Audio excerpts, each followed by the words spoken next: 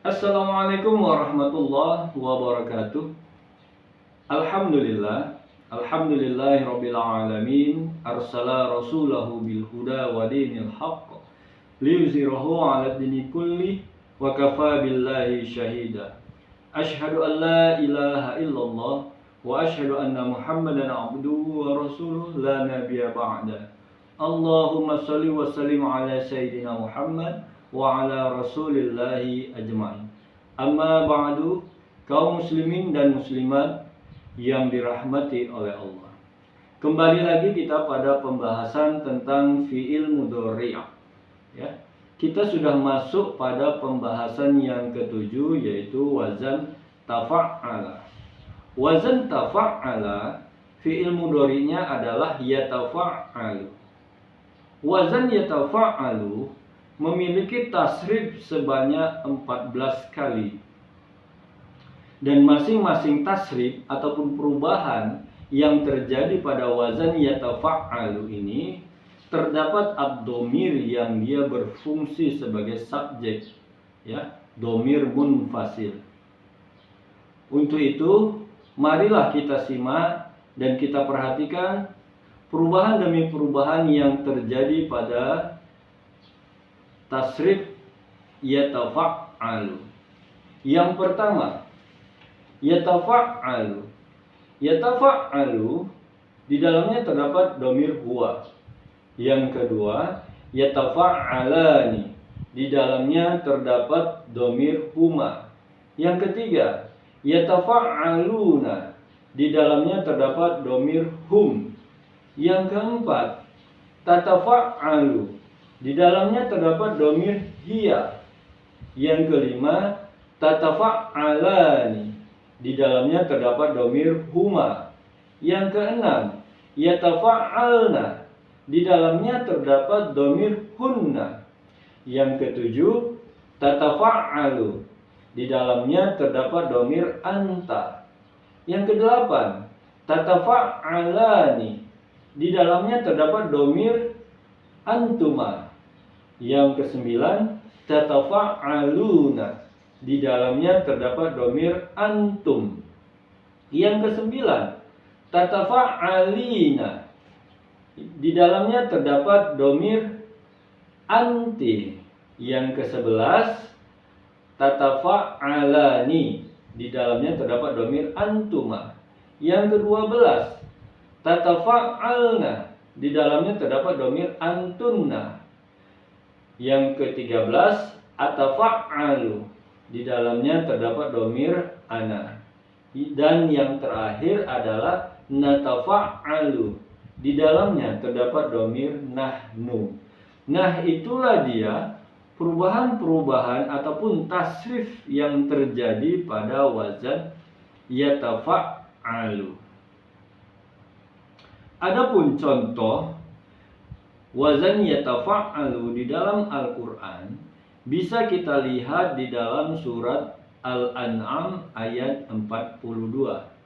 Bagi saudara-saudaraku yang memiliki Quran tafsir di rumah, mari sama-sama kita menyimak ayat yang ada di dalam surat Al-An'am ayat 42. Untuk itu, saya akan membacakan dan mari sama-sama kita menyimak ayat tersebut. A'udzubillahi minasyaitonirrajim. Bismillahirrahmanirrahim. Walaqad arsalna. Dan sungguh, ya, kalimat laqad itu merupakan harfun yang dia berfungsi sebagai taukid. Jadi ada sebuah penekanan yang ingin Allah tekankan. Apa yang ingin Allah tekankan? Kalimat arsalna. Kami telah mengutus. Berarti Allah sudah pernah mengutus Rasulnya, ya, ila umamin, kepada umat-umat terdahulu, ya, min qablika, dari sebelummu. K-nya adalah kata ganti untuk Rasulullah Muhammad sallallahu alaihi wasallam. Jadi sebelum Rasulullah diutus, Allah sudah pernah mengutus rasul-rasul sebelumnya ke umat-umat terdahulu. Jadi Allah menyampaikan ini kepada Nabi Muhammad untuk sebagai pembelajaran buat dia nantinya saat dia berhadapan kepada umat-umatnya. Ya. Baru kalimat selanjutnya, fa'aghadnahum, lalu kami menyiksa mereka. Kenapa tiba-tiba muncul kalimat kami siksa mereka? Berarti ini menunjukkan bahwasanya saat Allah mengutus Rasulnya kepada suatu umat, tak selamanya Rasul tersebut diterima dengan baik. Ya. Terjadi pengingkaran, terjadi pendustaan terhadap Rasul Allah yang datang kepada umat-umat terdahulu. Inilah yang terjadi sehingga Allah menyiksa mereka. Dengan apa? Bil ba'sa'i wad dharra'i, dengan kesengsaraan dan juga kedaruratan ataupun kemalangan. Jadi adapun siksaan yang Allah berikan kepada mereka berupa kesengsaraan dan kedaruratan bukanlah tanpa maksud. Ya.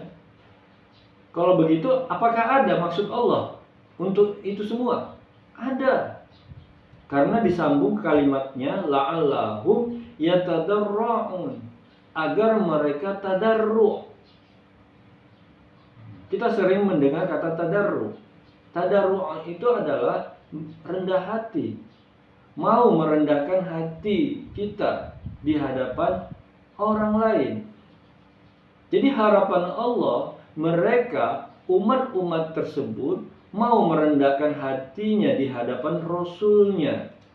Mau mereka merendahkan hatinya di saat Rasulnya menyampaikan ayat-ayat Allah.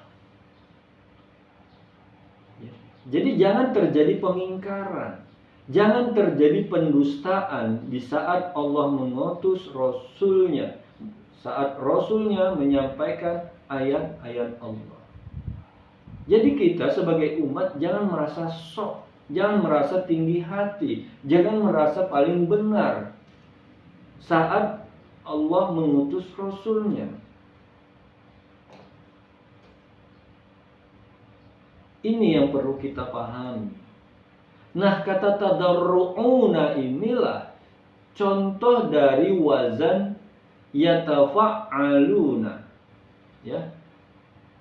Yatafa'alu, yatafa'alani, yatafa'aluna. Yatadarra'u, yatadarra'ani, yatadarra'una. Di dalam kata yatadarra'una terdapat dhamir hum. Hum artinya mereka. Merekanya ini kata ganti untuk lafaz umamin yang ada di dalam Al-Quran. Umamin artinya umat-umat yang terdahulu. Jadi harapan Allah, umat-umat yang didatangkan Rasul, hendaknya mereka mau bersikap tadarru' di hadapan Allah dan Rasulnya. Di saat Rasulnya menyampaikan ayat-ayat Allah, maka dengarkanlah. Ya.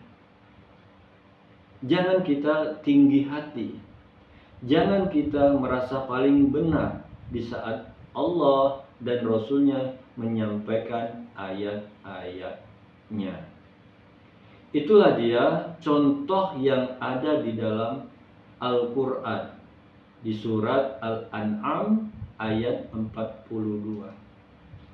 Dari contoh tersebut, maka banyak hal yang bisa kita ambil pembelajaran. Yang pertama, kita jadi paham contoh-contoh fi'il mudhari yang ada dalam Al-Quran. Yang kedua, kita jadi semakin paham tentang isi ayat-ayat yang ada di dalam Al-Quran. Itulah yang diharapkan dari pembelajaran kita kali ini. Semoga Allah memudahkan kita dalam mempelajari ilmu-ilmu tasrif. Semoga Allah juga memudahkan kita untuk memahami ayat-ayat Allah. Amin, amin ya rabbal alamin. Saudara-saudaraku kaum muslimin dan muslimat yang dirahmati oleh Allah, itulah yang mungkin bisa saya sampaikan dari wazan yatafa'alu pada video kita kali ini. Lebih kurang saya mohon maaf, dan saya akhiri dengan ucapan billahi taufiq wal hidayah. Assalamualaikum warahmatullahi wabarakatuh.